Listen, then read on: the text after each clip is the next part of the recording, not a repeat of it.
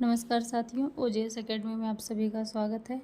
आज से हम इस चैनल पर टीजीटी और पीजीटी सामाजिक विषय की तैयारी शुरू करेंगे। इसी क्रम में आज टीजीटी सिविक्स यानी कि राजनीति विज्ञान या नागरिक शास्त्र के राजनीतिक सिद्धांत खंड से प्रश्नों का अभ्यास किया जाएगा। तो चलिए बिना किसी देरी के फटाफट 30 प्रश्नों का अभ्यास किया जाता है। पहला प्रश्न है, यूनानी नगर राज्य का आधुनिक नाम क्या है? तो इसमें आपका उत्तर सही हो जाएगा राज्य। प्राचीन काल में यूनानी विचारकों ने राज्य के लिए नगर राज्य शब्द का प्रयोग किया है। यूनानी भाषा में इसे पोलिश कहते हैं।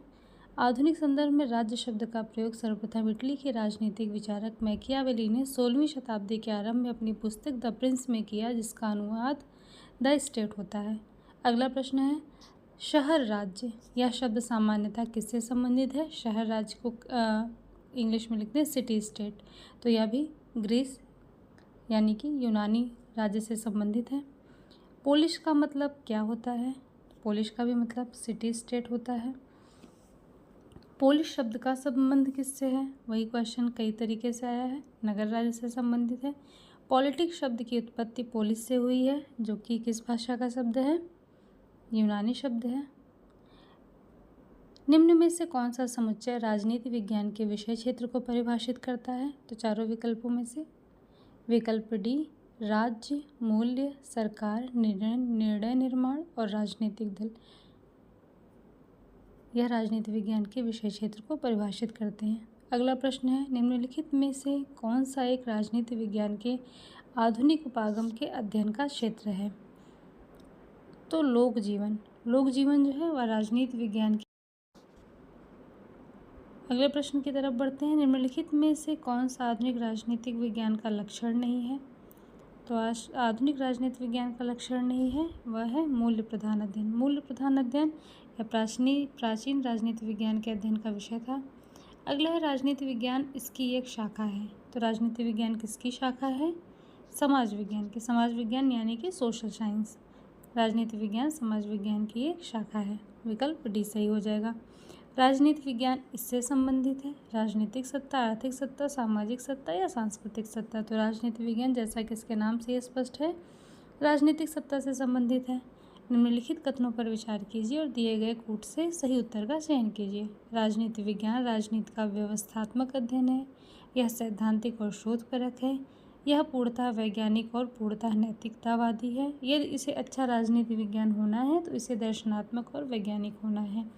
तो तीसरा जो है ये पूरी तरीके से गलत है। कोई भी चीज़ पूर्णतः वैज्ञानिक और पूर्णतः नैतिकवादी दोनों एक साथ हो ही नहीं सकते। तो तीसरे को जब हम हटा दे रहे हैं तो पहला, दूसरा और चौथा ये आपका सही हो जाएगा। अगला क्वेश्चन है, निम्न में से कौन सा कथन सही है?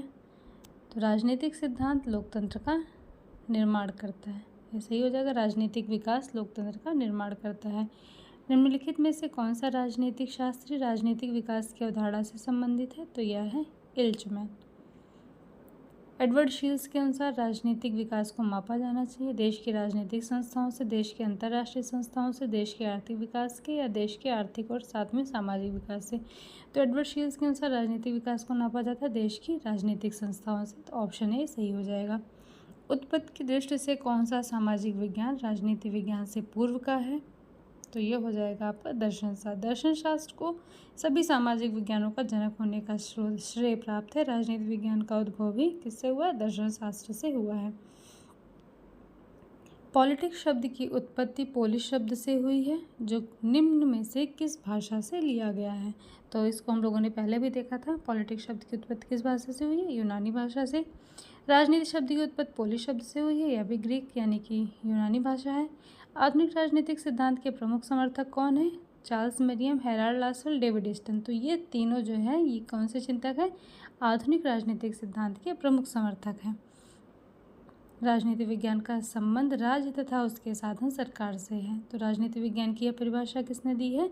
तो यह दिया गया है डिमॉक ने। राजनीति विज्ञान का संबंध राज्य तथा उसके साधन सरकार से है। यह कथन किसका है? मार्शल एडवर्ड डिमॉक का है। अगला क्वेश्चन है, किसने कहा राजनीति शास्त्र का राज्य से प्रारंभ और राज्य के साथ अंत होता है। ये बहुत ही प्रसिद्ध परिभाषा और ये किसने दी है? गार्नर ने। तो ऑप्शन सी गार्नर सही हो जाएगा। किसकी उक्ति है? राजनीति शास्त्र का आदि और अंत राज्य है। क्वेश्चन रिपीट हुआ, ये भी किसका है? गार्नर का है। राजनीति शास्त्र के अध्ययन का आरंभ और अंत राज्य से होगा, तो यह भी गार्नर का कथन है।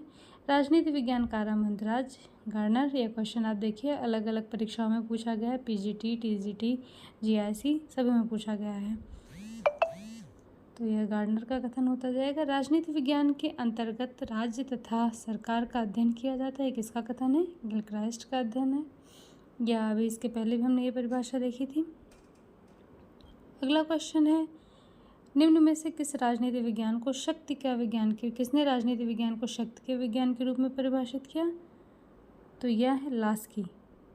लास्की ने राजनीति विज्ञान को शक्ति के विज्ञान के रूप में परिभाषित किया। नागरिक शास्त्र शब्द की उत्पत्ति सिविक और सिविटास से हुई है। यह कौन सी भाषा के शब्द हैं? तो सिविक और सिविटास एक लैटिन शब्द हैं। नागरिक शास्त्र के अध्ययन का मुख्य विषय क्या है? तो नागरिकता नागरिक शास्त्र के अध्ययन का मुख्य विषय है। अगला है, राजनीति शास्त्र के पिता माने जाते हैं, तो फादर ऑफ पॉलिटिकल साइंस कौन है? अरस्तु। प्रथम राजनीति वैज्ञानिक के नाम से अरस्तु को ही प्रथम राजनीति वैज्ञानिक भी माना जाता है, तो विकल्प डी सही हो जाएगा।